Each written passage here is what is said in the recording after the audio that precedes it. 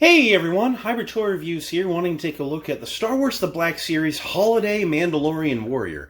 This is a Target exclusive here in the United States. I recently found him in store, and I'm really excited to take a look at him with you. So let's go ahead and get into the review.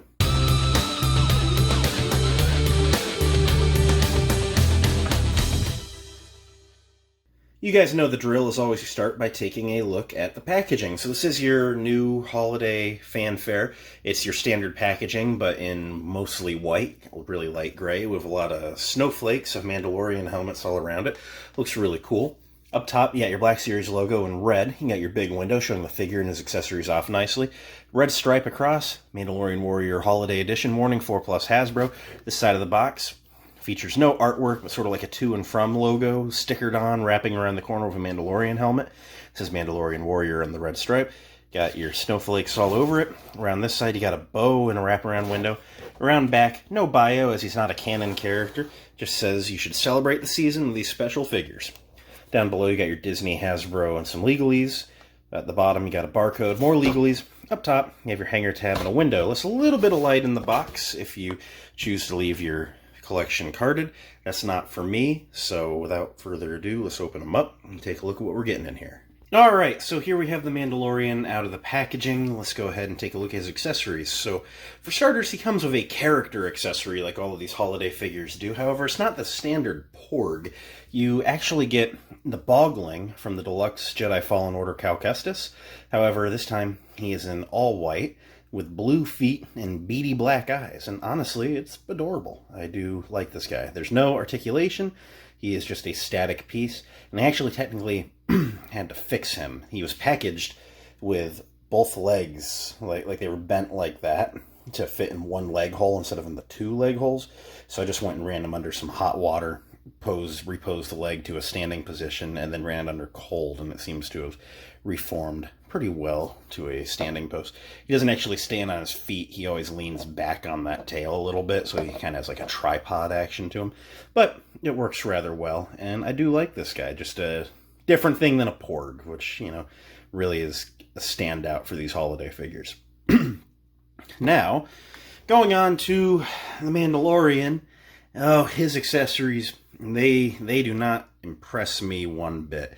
So for starters, this is reuse of the Clone Wars Death Watch Mandalorian, that Walmart exclusive figure from a few years back, not the updated Mandalorian Death Watch Mandalorian. It's a good figure. It's mostly Jango Fett with some retouching, so there is some dated articulation, but ultimately they've done nothing to work with the articulation. So before we get to that, he comes with a jetpack, which is alright. It's in like a Christmas green. I kind of wish they'd have thrown a little bit of red somewhere. Like, not even a lot, just a little accent, you know, tips of the missiles or something. So, it just looks very flat and green. It's whatever. But, it just seems flat compared to, like, you got, like, all this going on and then just green. So, it pegs into the back like all the other Mandalorian jetpacks do. It has those tabs on the top so it won't rotate.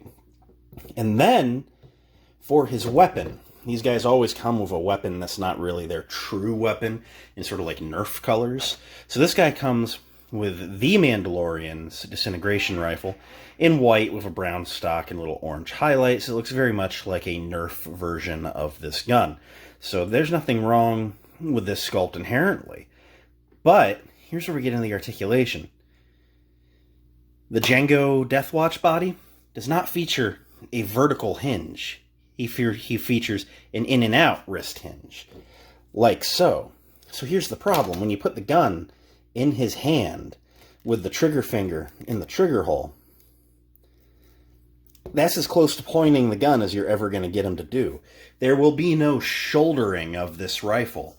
He is incapable of using this gun as a gun. It's just going to stay up like a lightsaber, like forever. Another thing that I really do not like about their choice of this body, and they really could have fixed it by just using the Jango Fett body, is he has these permanently molded in hip holsters that are meant for the Mandalorian's like square kind of pistols from the Clone Wars era that Bo-Katan has.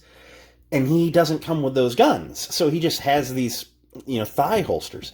If they'd have at least swapped out the legs for the Django legs, where he has a belt with separate holsters, so therefore they're not just molded into the armor like this, it would have been a way better call. But anyway, he has a rifle that he can't use, and he has holsters that are never going to be used, and so there's just no great way to go forward with him. Anyway, all of my gripes aside, I don't know. I mean, it's just like, these figures are not the most serious figures. They are not canon to anything.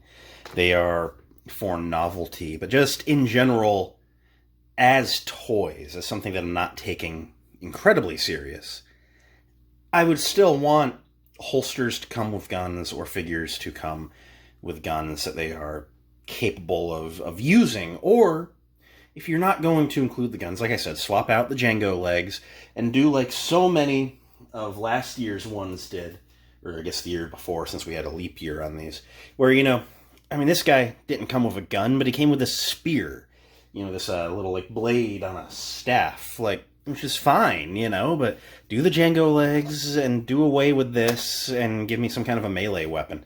This doesn't really do much for me.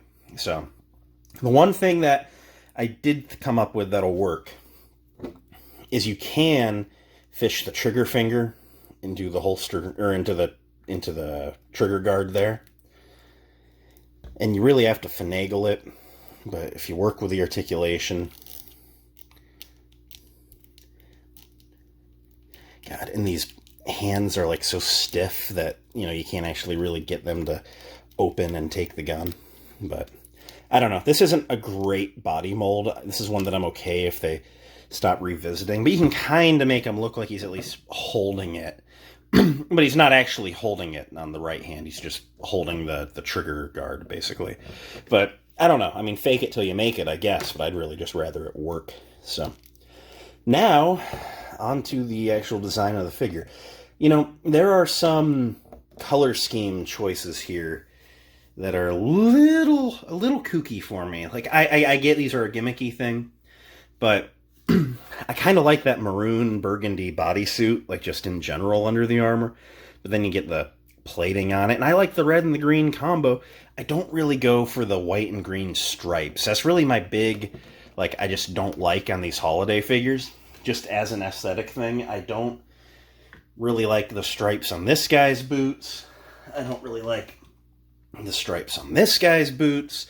The Wookiee, thankfully, doesn't come with stripes. But, the stripes have just never been all that aesthetically pleasing to me. And, and that's fine.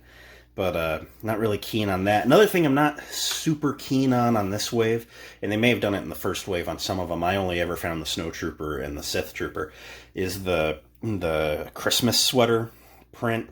I don't know. I mean, I'm just not I've never been, I don't go full blown on Christmas. I like Christmas, but I've never been a Christmas sweater kind of guy in general. But I also get that it's a time of year thing. So I'm not totally knocking it, but I just feel like in universe, a Christmas sweater wouldn't have, the Mithril score, the Mithril skull, and the Mudhorn skull, and the Boba Fett helmets. I don't know. It's just not really doing it for me. I kind of wish we would have just had, the solid red, colored plates, maybe with some green accents. So, it doesn't really do it for me. I'm not big on the patterned print, but it's alright. Otherwise, if you have the Mandalorian, the Death Watch Mandalorian in the Clone Wars lineup, or the Death Watch, or the Mandalorian Super Commando, which is just a different helmet in the same body, you really know what we're getting here. Or if you have a Jango Fett from the waist up, it's that. So, very standard stuff here. To run through some articulation, he features a ball on a hinge for the head. Allows him to look that far up, that far down. He can rotate and pivot. His arms can come up to a T-pose. The shoulder pads kind of go into the torso there. 360 at the shoulder. No butterfly joint. This body predates that. Single jointed elbows can go to 90 and rotate. Rotates at the gauntlet. Rotates at the wrist. In and out. Wrist articulation with a swivel.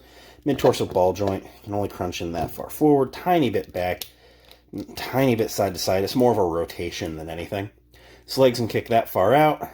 That far forward. Tiny bit back. Upper thigh rotation. Double jointed knees. Which actually, if you can get both joints to move, upper knees stiff on this one. He can kick his own ass, so there we go. We don't see that on the figures too often these days. His feet can point pretty far straight down, and then not really forward. The top of the boot hits the bottom of the thigh plate, and that it's really not far enough forward for him to stand upright. He keeps wanting to tip back on me. You've probably seen me fiddling with him a lot this video. So, anyway, yeah, there's just a lot of gripes here. To do some size comparisons, how about we bring in some other holiday figures? So we'll have him standing there. Here is the Sith Trooper from last year, the Snow Trooper from last year, and these guys all stand at roughly a 6-inch height, so that works rather well. And then let's bring in the Abominable Snow Wookiee from this year's wave. We'll put him just behind. As you see, he towers over them, which is appropriate. So, end of the day, what do I think of the holiday Mandalorian warrior? You know, I'm gonna be honest. I do like these holiday figures, but this one's just not it. Of the set of 6 of them that are out this year, I would say that this one is the one to pass on. The lack of hip holster weapons and the lack of usable, like weapons that come with, the lack of ability to actually pose him in a real way with that rifle really kills this one for me. Like, that rifle does not belong with a horizontal swivel wrist character. It just doesn't. It's just not usable if you can't do that.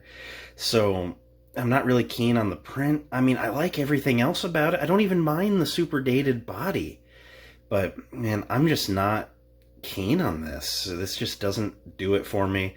Of the 6 that are in the set this year, I'd say get the other 5 and pass on this one.